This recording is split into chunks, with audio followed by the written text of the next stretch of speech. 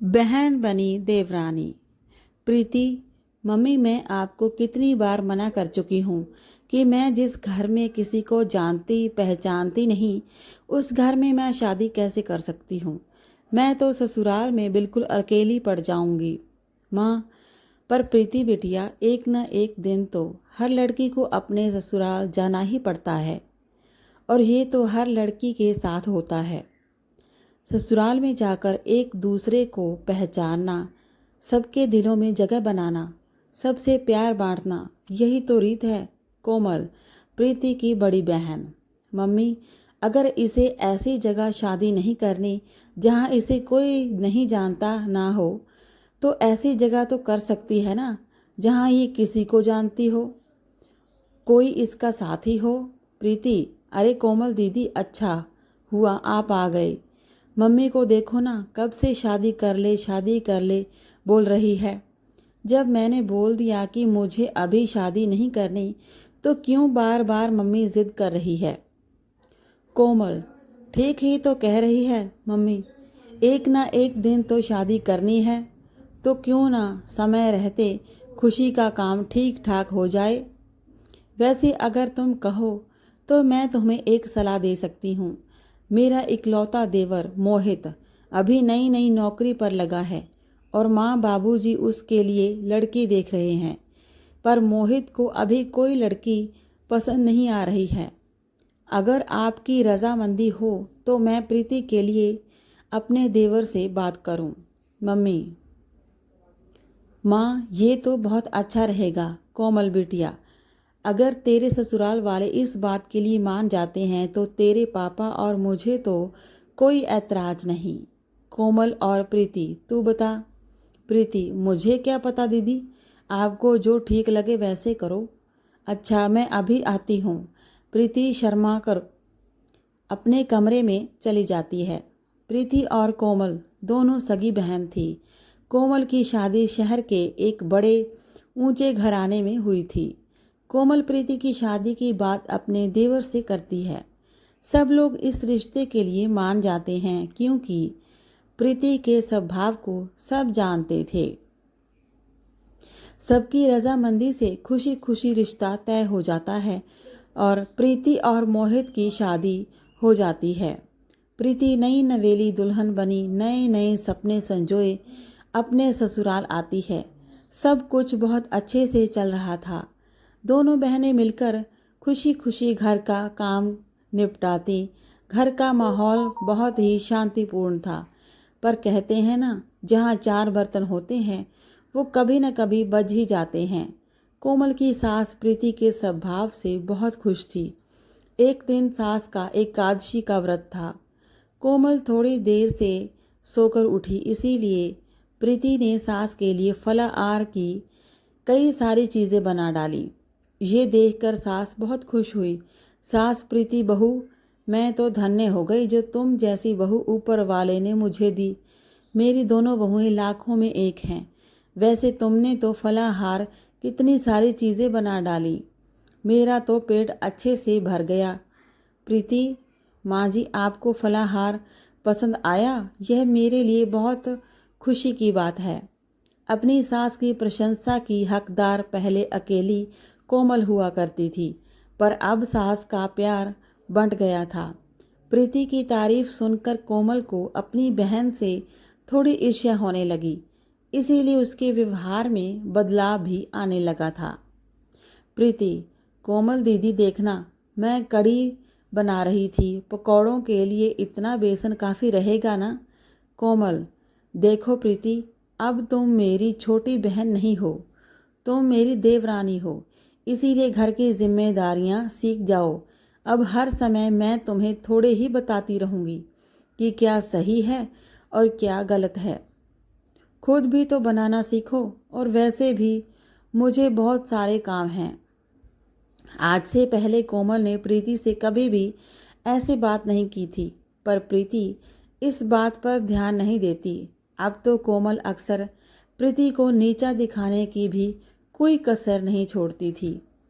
एक दिन प्रीति ने गलती से दाल में देसी घी के तड़के की जगह तेल का तड़का लगा दिया, जिस पर कोमल उसे टोकने लगी। कोमल, प्रीति तुम्हें पता है ना कि माँ जी को देसी घी के तड़के वाली दाल पसंद है, फिर तुमने तेल का तड़का क्यों लगा दिया? प्रीति, दीदी वो देसी घी मुझे मिल ही नहीं रहा था, मैंने पूरी रसोई में देखा, इसीलिए मैंने तेल का तड़का लगा दिया था। कोमल, 6 महीने तुम्हारी शादी को हो गए हैं, कब तक मैं ही रसोई के सामान की देखभाल करती रहूँगी? तुम्हें भी तो देखना चाहिए ना। देसी घी हमेशा भंडार घर में रखा होता है, एक बार वहाँ जाकर देख लेती, कम से कम ये गलती तो नहीं होती। एक बात कान खोल कर सुन लो, यहाँ तुम मेरी बहन नहीं देवरानी हो। कभी ये सोचो कि दीदी दीदी करके तुम मेरी मगर मदद लेकर घर में सबकी तरफदारी बटोरती रहोगी और मैं चुपचाप देखती रहूँगी। सास, कोई बात नहीं कोमल बहू, इस पर इतना गुस्सा होने वाली क्या बात है? कभी कभी देसी घी ना हो तो तेल के तड़के वाली दाल खाने में मुझे कोई परेशानी नहीं है, और वैसे भी तेल के तड़के में भी दाल बड़ी स्वादिष्ट लग रही है। मुझे प्रीति ने ऊपर से सफ़ेद मक्खन डालकर दिया था, और मखनी दाल तो मक्खन डालकर वैसे ही बहुत स्वादिष्ट हो जाती है। प्रीति की तरफदारी करती हुई अपनी सास को देखकर कोमल गुस्से से भर जाती है और पैर पटकती हुई अपने कमरे में चली जाती है। कोमल ने प्रीति से बात करना भी बंद कर दिया था। इस वजह से प्रीति का मन बहुत परेशान रहता था। कोमल की आंखों पर तो जलन की पट्टी बंधी हुई थी। एक दिन सास, क्या हुआ कोमल, तबीयत तो ठीक है? आज सुबह से ही सो रही हो? अरे तुम्हें तो बहुत तेज़ बुखार है। कोमल, माँ जी मेरा सिर दर्द से फट रहा है, बड़ी घबराहट भी हो रही है। सास, प्रीति बहू जल्दी आओ, देखो कोमल बहू बुखार से तप रही है और इसने किसी को कुछ नहीं बताया। सूरज भी शहर से बाहर गया हुआ है। प्रीति, कोमल दीदी आपने मुझे बताया क्यों नहीं? घबराओ नहीं, मैं अभी मोहित को फ़ोन करती हूँ, वो ऑफिस नहीं पहुँचे होंगे, रास्ते में ही होंगे। प्रीति, हेलो मोहित, आप तुरंत घर आ जाओ, दीदी की तबीयत ठीक नहीं है, वो बुखार से तप रही है, मुझे तो बहुत घबराहट हो रही है। मोहित, प्रीति का पति, घबराओ नहीं प्रीति, मैं अभी आता हूँ, चिंता मत करो। प्रीति दीदी दीदी करके रोना शुरू कर देती है। इतनी देर में मोहित घर आ जाता है। वो लोग कोमल को लेकर अस्पताल पहुँचते हैं। कोमल का बुखार सिर पर चढ़ गया था। प्रीति अपने मम्मी पापा को भी फ़ोन कर देती है। वो लोग भी अस्पताल पहुँचते हैं। प्रीति रो रो कर डॉक्टर से अपनी दीदी को ठीक करने की बात कह रही थी। प्रीति रोते हुए, डॉक्टर साहब मेरी दीदी ठीक हो जाएगी ना, प्लीज़ आप उनका अच्छे से इलाज कीजिए, मेरी दीदी को ठीक कर दीजिए। डॉक्टर, 1 हफ्ते बाद कोमल की तबीयत में सुधार आता है और उसे हॉस्पिटल से छुट्टी मिल जाती है।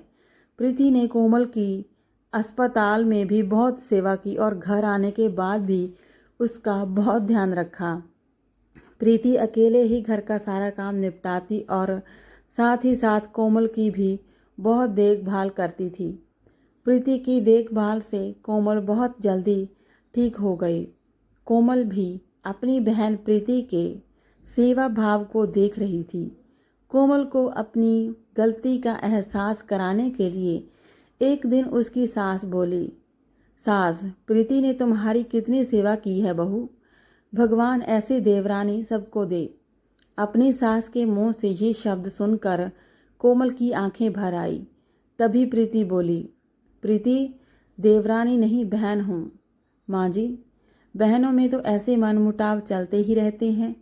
जब हम छोटे थे तब भी तो हम झगड़ा करते थे, तब क्या हमारा रिश्ता ख़त्म हो गया? प्रीति और कोमल दीदी, अगर आपको लगता है थोड़ी बहुत लड़ाई झगड़े से हमारा रिश्ता ख़त्म हो जाएगा तो आप गलत हैं।